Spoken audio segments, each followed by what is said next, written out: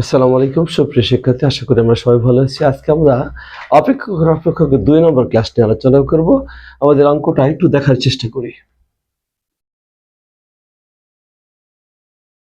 y7 x³ + 1 whole পাওয়ার 10, তাহলে কি হবে?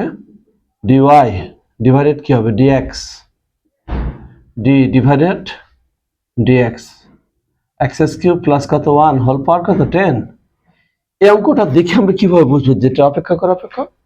হ্যাঁ, এখানে দুইবার পাওয়ার দেওয়া আছে, এক্স এর উপর পাওয়ার আছে, আবার পুরো অঙ্কের উপর পাওয়ার আছে, অর্থাৎ তাহলে অপেক্ষকের সূত্রে পড়বে এটা।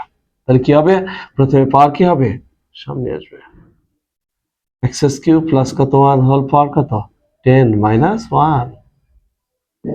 তাহলে পাওয়ার সামনে আসে, পাওয়ার থেকে এক বিয়োগ হয়। এই পাওয়ার নিয়ে কাজ করছি, এটা নিয়ে কোনো কাজ করা হয়নি, অর্থাৎ ওইটা নিয়ে আবার কাজ করতে হবে। 10 x³ প্লাস 1 হোল পাওয়ার কত 9। এটিকে অন্তরীকরণ করলে কি হয়? পাওয়ার সামনে আসে আর পাওয়ার থেকে কত বিয়োগ হয়? 1। তাহলে 3 থেকে 1 বিয়োগ হলে কত? 2। অঙ্ক মূলত শেষ। তবে আমরা সৌন্দর্যের ক্ষেত্রে আরেকটু কাজ করতে পারি। এই 3 দিয়ে এই 10 কে গুণ করলে কত হবে? 3 × 10 = 30 x² x³ প্লাস কত 1 হোল পাওয়ার কত 9। আমরা যেন কোনোভাবেই এটার সাথে এটা গুণ করার চেষ্টা না করি। কেন? কারণ এর পাওয়ার আছে, কোনোভাবেই গুণ করা সম্ভব নয়। এটাই অ্যান্সার। আশা করি আমরা বুঝতে পারছি। Thank you.